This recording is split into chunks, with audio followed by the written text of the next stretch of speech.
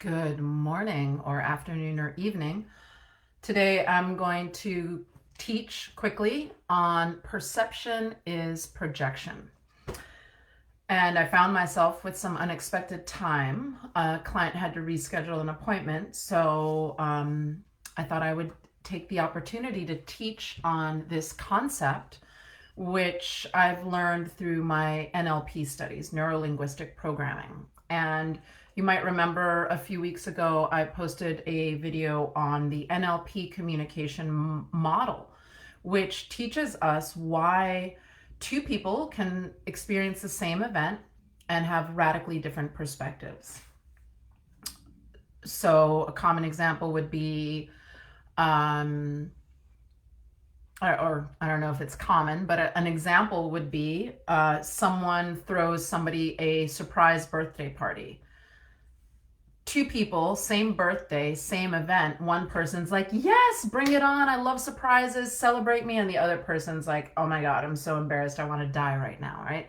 So same event, same situation, two different people, two completely different responses. And I taught about that in the NLP communication model video, which I did several weeks ago. Today, I'm going to share with you perception is projection. So have you ever been with your coworkers or your family or your partner or your friends, and inside your mind, you're like, they are so ... They're so annoying the way that they order their coffee. It's got to be exact, like this many sugars, this much creamer, but not the dairy creamer. It's got to be the almond milk creamer, not the oat milk creamer. They're so annoying. Have you ever had a projection about somebody like that? Or maybe about your partner? They just don't know how to save money. They're always spending. They're living beyond their means. They have no financial responsibility.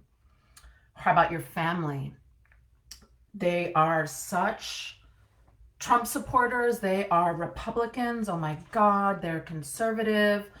You can't imagine the types of people that they listen to, that they get their news sources from. Oh my God. Right? We've all done this about people we know, and also people that we don't know. We do this to us about celebrities. We do this about politicians. We do this about people in our community that we don't really know, but we project upon them anyway. So perception is projection. This concept is probably, I'm going to do a massive projection right now, but I'm going to mind read and say that this concept is probably going to upset some people watching this video, and you're going to just be like, no, that's not what's happening. So perception is projection basically states that anytime that you have a perception about someone or something, but let's say someone or groups of someones, that's actually your projection of what's happening inside of you. Now, it may not be in the same area of life, and it may not be to the same degree. And it's impossible for us to notice something unless it is within us as well. So, for example, you can have positive judgments as well as negative judgments. And a positive judgment might sound something like, wow, she is so beautiful. He is so articulate. When I'm in his presence, I feel like I am totally drawn into his world because he's so articulate and explains things with such clarity and impact.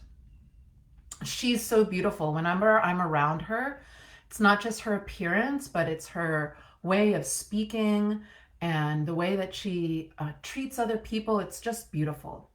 So those are positive judgments. When you have a positive judgment about someone, congratulations. That means it is within you, even if not to the same degree or in the same area of life.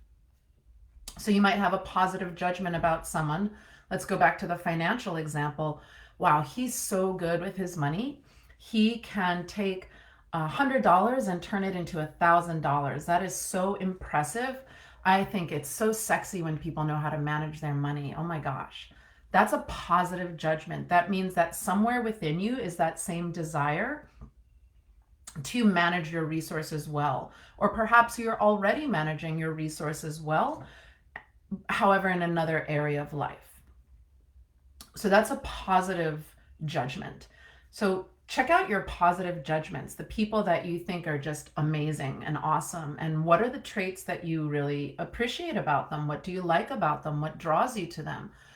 Those same traits that you're positively projecting onto them, you have somewhere within you, perhaps not to the same degree and in the same area of life, but they're there. Now, let's talk about the negative judgments. These are the ones that are a little bit harder to see, but that when you do own them will give you so much power. Because typically when we have a negative projection about someone or groups of someone's, we are in effect, right? We're not empowered, we're not at cause, we're not owning our experience of that moment. We're blaming it or shaming it or putting it on them with our negative projections.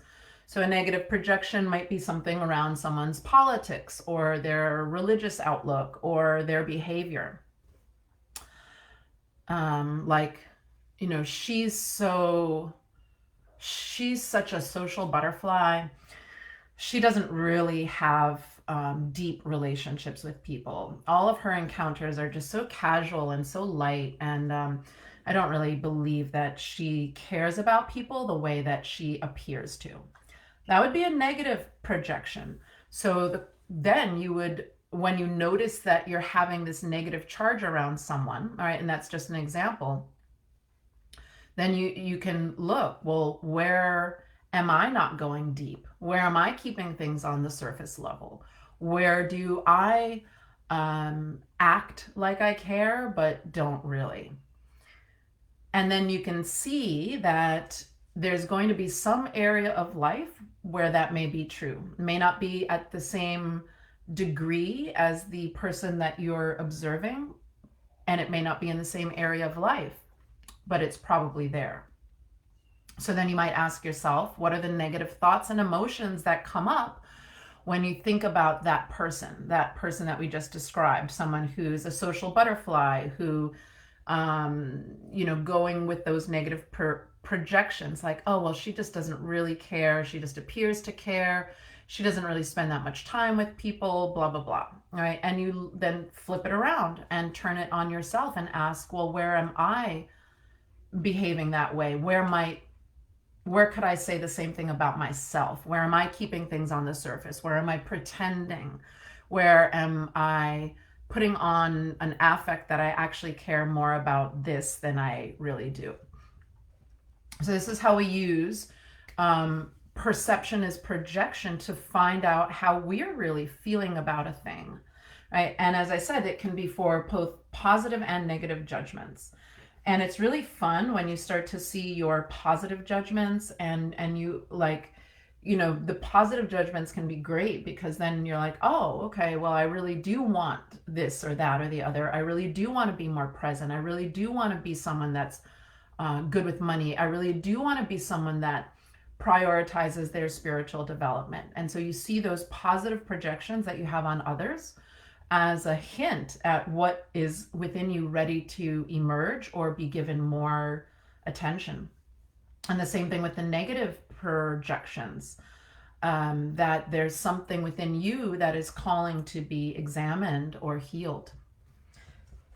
I'm just checking my notes to see if there's anything else that I want to share with you about this perception is projection concept.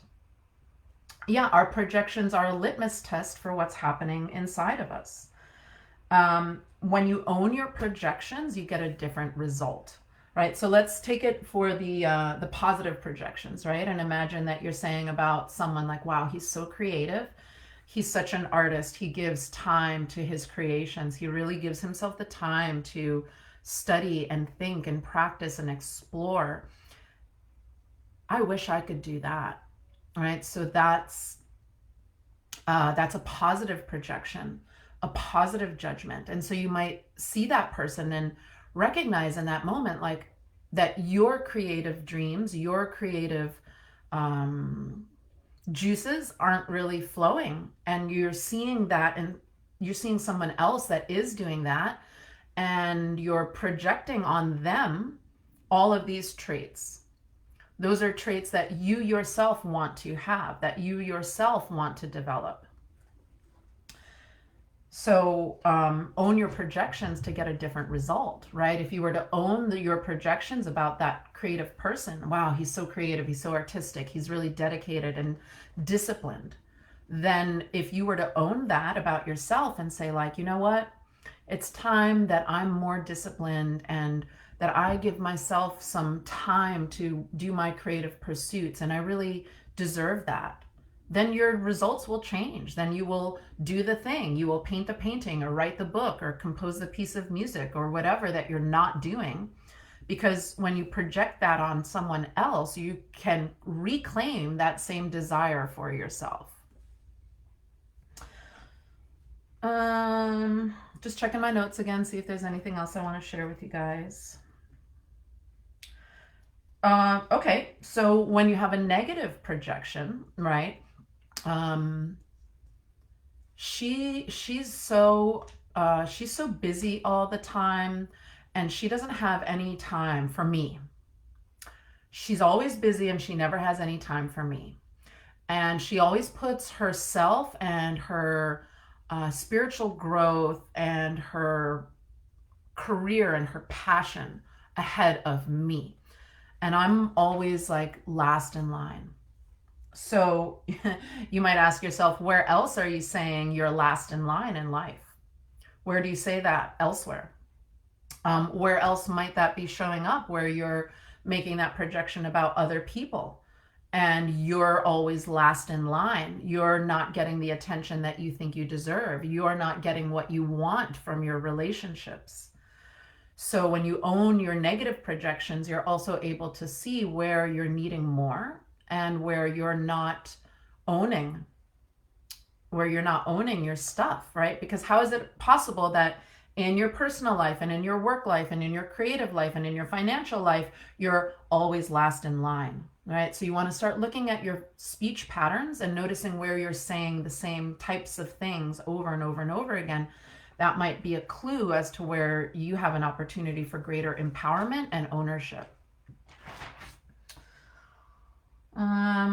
It's empowering to see your projections because then you can take responsibility for them. And our projections actually limit ourselves and others, right? So when we project on someone, a negative projection, right, like the one that we just that I just used, like a negative projection, someone might say things like, oh, that person over there, they're really dedicated to their spiritual growth, they're really dedicated to their career and to their creative pursuits, and they never have any time for me, I'm always last in line. When you say that about the other person, then you put a lid on their ability to actually put you not last in line. So if you are projecting onto someone that you're last in line, then you're always going to be last in line to them until you clean that up. And when you say, hey, I'm actually top of the list here, then when you change your projection, and let's flip that, right? And now instead of saying about your relationship with someone, I'm last in line, you say, actually, I'm number one, I'm top of the heap. See how that relationship changes when your projection changes. All right, it's like any photographers out there, or even anybody that's played with like content creation, you know, there's those gels that you can put in front of a light so that the light's not white. Now the light is blue. Now the light is orange. Now the light is pink, right? And that filter that you put over the light changes the color of the light, which changes the whole tone of the picture. Same thing, our projections, right? When we put that projection over unavailable, I'm always last in line, they don't really care, they don't understand me, then that's what you're looking through all the time. And that's how you see that person all the time until you change, bloop, and you pull out the never available filter and you put in the, actually, they are giving me plenty of attention and I'm seeing that they're in contact with me and I'm feeling connected to them, right? You pull out the filter for always busy and you put in the filter dedicated, focused, whatever. You change that filter, that projection, and the relationship that you have with the person changes. All right. I got some people talking to me. This is great. Hey, Dev. Hi, Greg. Own your projections to get a different result. Boom. Yes, Stephanie. Oh, Maria says she recognizes that when she sometimes has a slump in her art. Amazing. Yes. So own your projections. Perception is projection. You wouldn't be able to see it in another if it weren't alive in you in some way. Now, and again, I'm going to repeat the caveat that does not mean to the same degree or in the same area of life. So if you see someone and you just are like, oh, they're completely odious, right? Like, let's say, okay, a pedophile, and you're like, oh my God, that pedophile on the TV news is just disgusting and horrible. Now, that doesn't mean that you're a horrible and disgusting pedophile, but there may be something in that person's character that's triggering something in you. Where, in what area of life, and to what degree? Okay, so this is not an exact match, but this is how things work. Like, you can't go to a country whose language you don't speak and understand it because you don't have that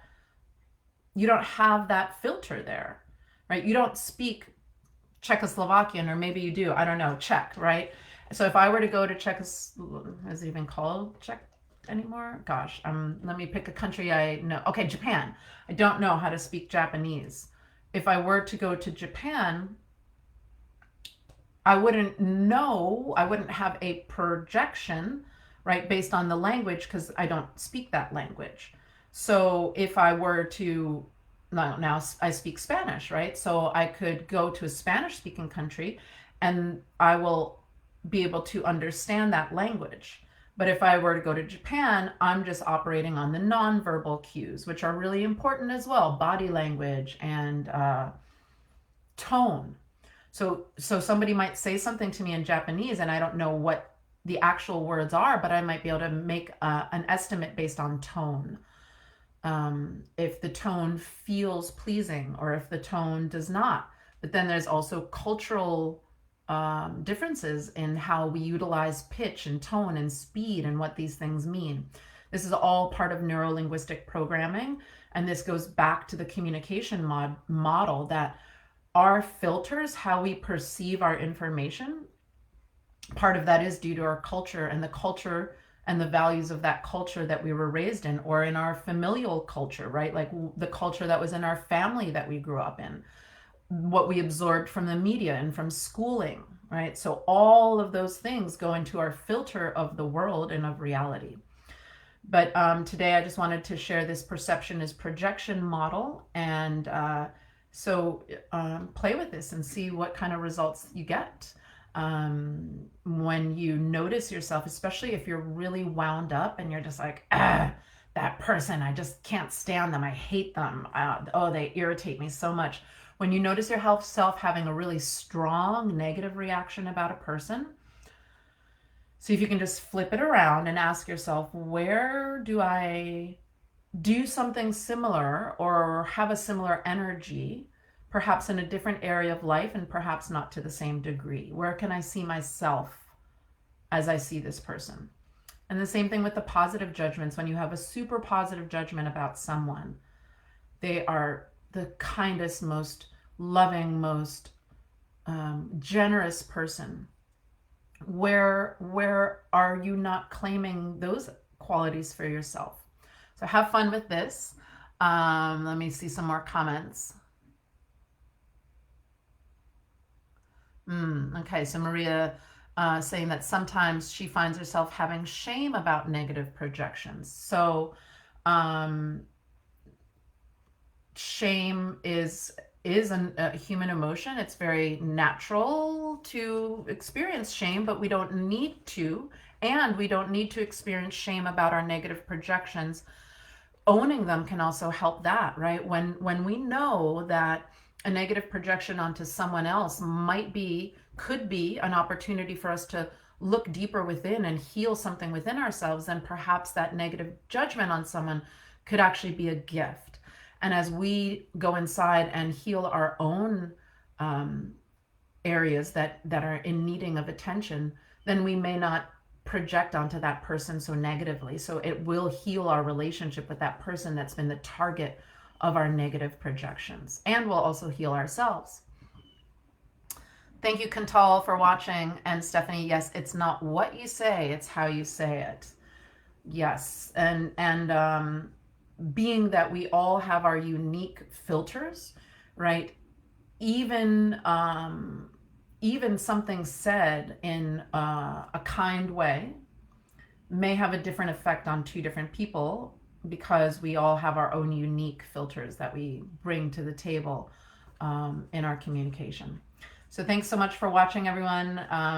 I hope that this was interesting or helpful. If you would like to learn more about NLP, neuro-linguistic programming, and how it can help you in your life or what it can do for you, please reach out to me. I am studying this right now, and it's fascinating. I love it. It's something that I've always wanted to learn, and now I am. And it's impacting how I communicate, how I show up, how I hold space.